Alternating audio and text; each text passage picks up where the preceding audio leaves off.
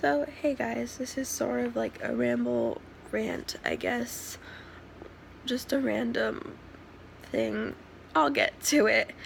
As you could tell, maybe I have been crying a bit. You know,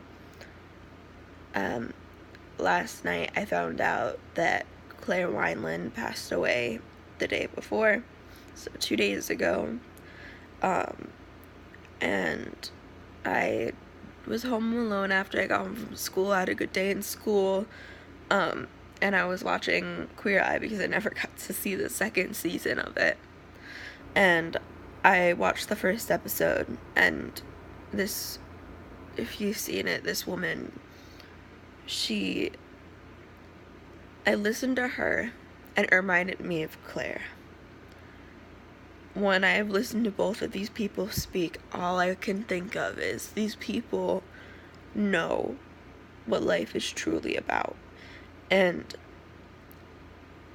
it sort of hit me with the whole religion aspect of this episode in Queer Eye. They were talking about them not being accepted by the church. And if you've seen some of my other videos, I've said I'm transgender.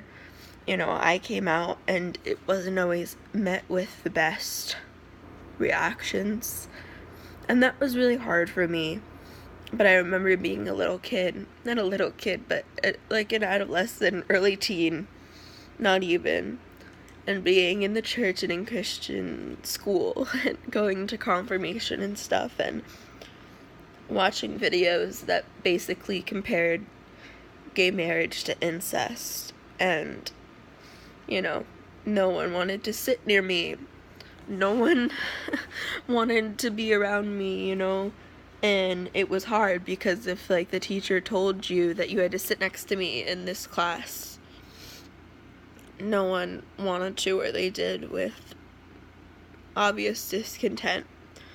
And it felt like I was trapped, and, a lot of my family is religious. I'm out to my immediate family and some extended parts of my family, but not all of them. I have dry skin on my nose. Anyways, but because of the people who had been mean to me, or the things that I have heard from, the church and just people saying that, LGBT people shouldn't be here, that they're sinners, they should go to hell, they should die, all crazy things, I ended up hating God instead of the people who were mean to me. I was angry at them, but in turn it made me angry at a higher power. And for the longest time it was stuck that way, and I was like, I'm spiritual, and I am, I was stuck because, I was raised Christian, and when my Mima passed away and the years after that followed, that, I figured out that I was trans and all of that. She was such a loving person, and try not to cry, but she left me her favorite rosary, because when I was a child she taught me how to pray on the rosary, which I didn't know how to do even though they tried to teach me.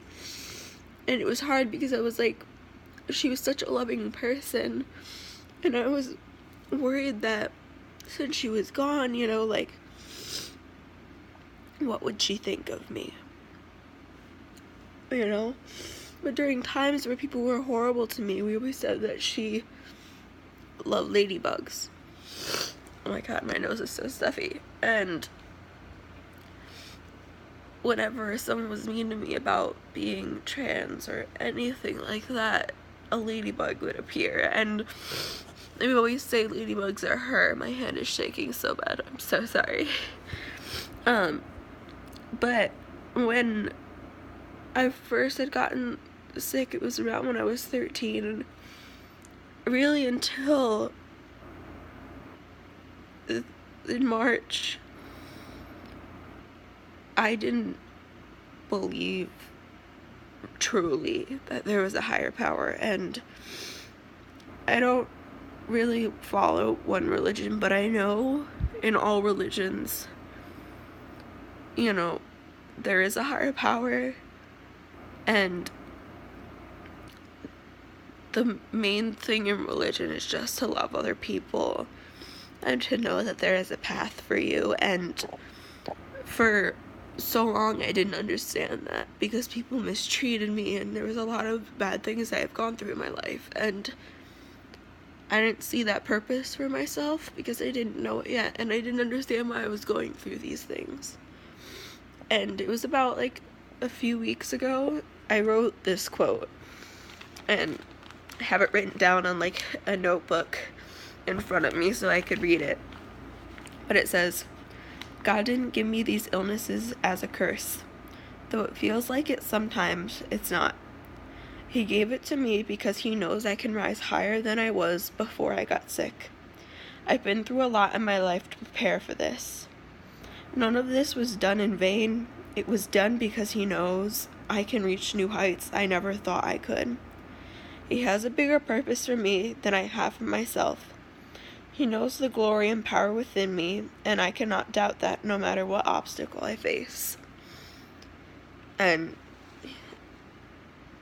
I mean, I wrote that, and with being sick, and, you know, the first time I was in the hospital, with being scared and thinking, this is it, this is death. I think that's when we become the most faithful, is when we are at our lowest, and we don't know where to turn, because at that point, I didn't know what was happening. None of us did, and it was like all the tests were coming back negative, and I was still getting worse, and it was like people were saying, "You're not dead yet, you're not dying yet," but no one could figure out what was happening, and I was just being worse and worse. And it was like, when the possibility of death stares you in the face, it's crazy how much more faithful we become. It's insane. And through all of this pain and misery and fear, I have found love and beauty and life and happiness, even if I'm not happy most days. Because I never used to appreciate going outside. I wanted to be inside. I didn't understand how much I had. I was able to walk, go to the bathroom by myself. I can walk mostly of the time. My hips pop out, and so sometimes I can't totally on my own. Simple things like having joints that don't pop out all the time, living a pain-free life, petty drama, any of that stuff. I mean, I didn't appreciate how good I had it. And I do have it better than a lot of people, but it's still hard. And being sick has taught me how grateful I need to be, and how grateful I should be, because I can breathe in this air. I'm alive. I have people around me who love me, and maybe not everyone has been here for me 100%, but there has been people who have been there 100%.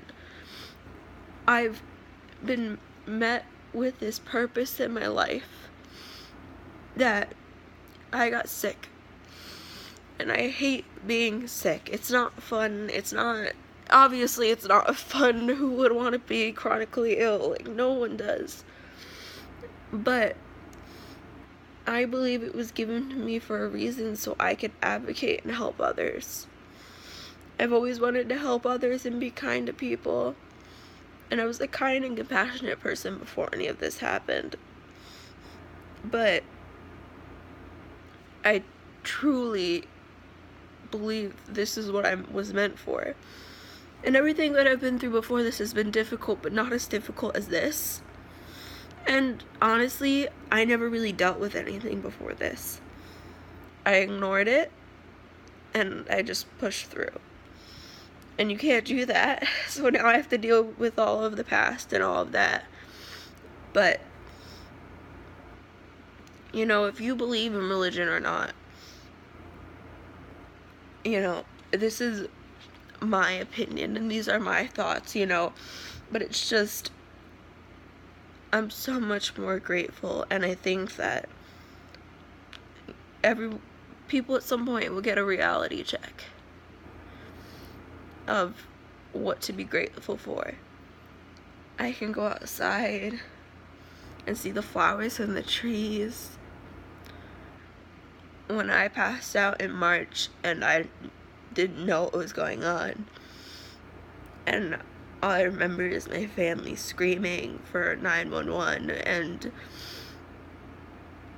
and my mom on the phone with them frantic, and my dad like sort of tapping my face to try and keep me, and I couldn't speak, and just the thoughts of, is this it? And I just gotta put my faith in that they'll be able to do whatever they need to do and I'll be okay, because you can't do anything at that point, because it's out of your control. Of whatever happens, you know. In that moment, I was faced with faith or do I give up, you know. And it wasn't that extreme, and I didn't know what was going on at the time because I had no idea, and it was scary, and it never happened before. I've always been like almost feeling like I'm gonna pass out and get to a good place, and you know, it was just scary. And to be without answers for months and months, and to be in the hospital and to not be able to walk and do all of these things, it just puts in perspective. Even though that sucks, not being able to walk, not being able to do things, to be sick and in pain and in so much pain, I am more grateful for this life than I was before, which is insane to me. Of why wasn't I more grateful before? I had it so well, even when it was hard. But it was like, you just don't know until it's taken away from you. And I never really understood that statement. I mean, I understood it to a degree, but in extremities, you are desperate and you look towards faith and hope. And I don't know, really, this ramble is just a lot, but just that episode and it hit me, and everything with Claire passing away. I mean, she was such a positive and amazing person, and like I said before, whenever I listened to her speak, it was just like, she knows what life is about. She understands the meaning of life, and she was such a huge and amazing advocate for cystic fibrosis. And though I don't have that, you know, I feel like my purpose in life is to advocate for chronic illnesses and to get more awareness and education on them. And that's what I want to do with my life. That's my goal in life. And she just inspired me so much to be real and do this, and that's why I'm making this video, even though I'm upset and crying and whatever. But I just felt like I needed to share this because I know other people understand what it's like to be rejected by others, and rejected with faith. But whether you believe in religion or not, there is a path for you. And maybe you don't ever know what it is, or you do at some point. But yeah, that's all I have to say. This really emotional video, but just keep fighting, keep going on. Be grateful for every second you have, because it can change really quick.